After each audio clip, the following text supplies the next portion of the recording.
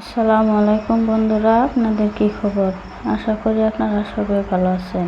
আমি আজ বানিয়ে দেখাবো গাঙ্গুলের শুটকি ভর্তা। কিভাবে বানাই চলুন দেখে নিন।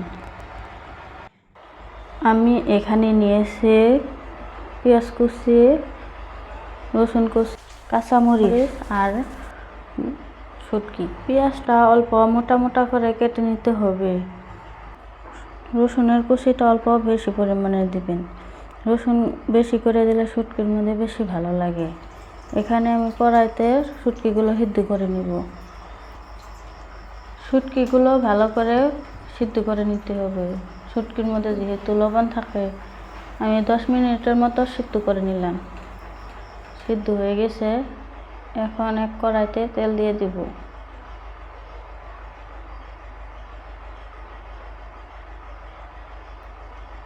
তেল গরম হয়েছে, দিয়ে দিলাম পেঁয়াজ কুচি, কাঁচা লঙ্কা আর রসুন কুচি দিয়ে অল্প টাইম ভেজে নিব। মরিচের পরিমাণটা আপনাদের পছন্দ মতো দিবেন। যে যে রকমের ঝাল খেতে পছন্দ করেন এরকম দিবেন। আমার ঝাল পছন্দ, তাই আমি বেশি করে দিলাম। এই পর্যায়ে দিয়ে দিব শুটকিগুলো।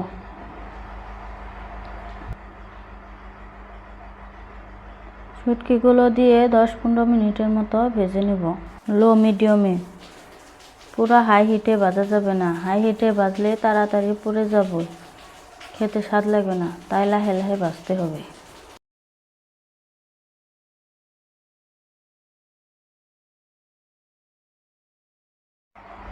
তো দেখতে পাচ্ছেন আমার ভাজা হয়ে গেছে। এখন নামিয়ে নেব। এখন এক পাটার মধ্যে শুটকিগুলো ছেঁচে নিব।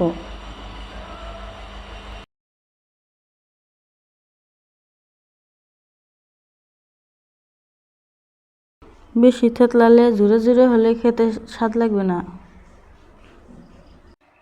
থেতলানো হয়ে গেছে, এখন নামিয়ে নিব।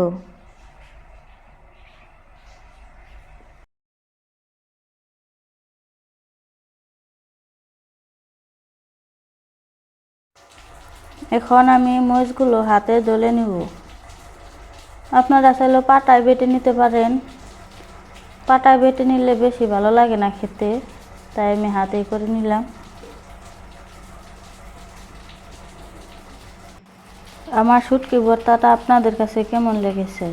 যদি ভালো লাগে কমেন্ট করে জানাবেন, আর আপনারাও বাসায় বানিয়ে খেয়ে দেখবেন। আর সাবস্ক্রাইব করে বেল আইকন বাজিয়ে পাশেই থাকবেন আমার নিত্য নতুন রেসিপি পাওয়ার জন্য। আল্লাহ হাফেজ।